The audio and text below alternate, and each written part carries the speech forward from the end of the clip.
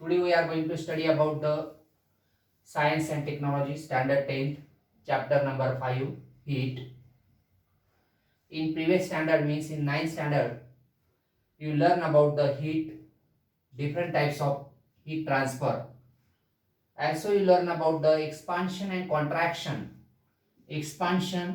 contraction of solid, liquid and gaseous state.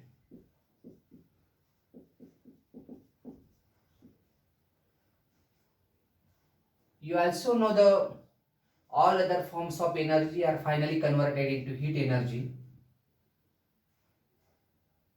Now in this chapter, we are going to learn about the latent heat, anomalous behavior of water, dew point, humidity and specific heat capacity. Now you all know that water is converted to ice at the temperature of 0 degree Celsius. But when the temperature start rising, again the ice is converted into water. When the temperature start rising, ice is converted into water. When we give heat to that water, then temperature start rising, but at 100 degrees Celsius, water start boiling. Means what happens? The liquid state of matter, water is a liquid state, which is converted into vapor state. That means which is converted into steam. म्हणजे पाण्याचं बर्फाचं पाण्यात रूपांतर होतं. तापमान जेव्हा 0 Celsius पासून पुढे नेलं तर बर्फाचं पाण्यात रूपांतर होत असतं. त्याच्यानंतर पुन्हा त्या पाण्याला जर उष्णता दिली, when the heat is given to that water, ती उष्णता 100 अंश सेल्सिअस पर्यंत आली तर पाणी बॉईल व्हायला सुरुवात होते, म्हणजे उकळायला सुरुवात होते. याचा अर्थ पाण्याचं वाफेत रूपांतर होतं. मग ज्या टेम्परेचरला बर्फाचं पाण्यात रूपांतर होत असतं, ice is converted into water, त्या टेम्परेचरला आपण this is the melting point of ice. Means what is mean by melting point? Then the temperature at which the solid state converted into liquid state, at this temperature is called as melting point. But when water is converted into steam, that temperature is called the boiling point. Means external atmospheric pressure is equal to the vapor pressure of water, and that temperature is called as boiling point. Now at 100 degrees Celsius, water is converted into steam. The temperature at which ice is converted into water, this is the melting point of ice. Thus, during the transition of solid into liquid, the object absorbs heat energy. जेव्हा solid पासून liquid पर्यंत जेव्हा transition होत असतं तेव्हा object काय करतो? Heat energy absorb करतो. This heat energy is utilized for weakening the bond between atoms or molecules. ही जी हीट एनर्जी आहे ही खर्च होत असते फॉर किंवा वापरली जाते for weakening the bond between atoms और मॉलिक्युल्स किंवा ॲटम मधला जो बॉन्ड आहे तो बॉन्ड वीक होण्यासाठी ही एनर्जी वापरली जाते, युटिलाइज होते, खर्च होते in solid and transfer into liquid phase. आणि अशा वेळी सॉलिड मधली एनर्जी जी बॉन्ड वीक करण्यासाठी वापरली जाते त्यावेळेस त्या ॲटम किंवा मॉलिक्युलची एनर्जी त्यावेळेस तिचं कन्व्हर्जन लिक्विड स्टेट मध्ये होत असतं. याचा अर्थ काय? The heat energy absorb at constant temperature during the transformation of solid into liquid is called as latent heat of fusion. यालाच बाष्पनाचा अप्रकट उष्मा असे म्हणतात.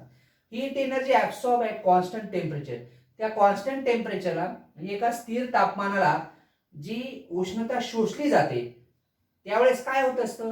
During transformation of solid into liquid, त्यावेळेस पदार्थाच्या स्थायी अवस्थेचं रूपांतर द्रव अवस्थेमध्ये होत असतं. That is called as latent heat of fusion. यालाच बाष्पनाचा अप्रकट उष्मा असे म्हणतात. लॅटेंट हीट ऑफ फ्युजन, वितळणाचा अप्रकट उष्मा असे त्याला म्हणतात. मग now when we plot the graph of temperature versus time, जेव्हा आपण temperature versus time graph plot करतो, when we take on x axis time but in minutes, on y axis temperature which is in degree Celsius. Now A B line represents, या graph मध्ये ही जी A B line आहे, this represent the ice into water. बर्फाचं पाण्यात रूपांतर होतं, ती लाईन काय रिप्रेझेंट करते, ice is converted into water.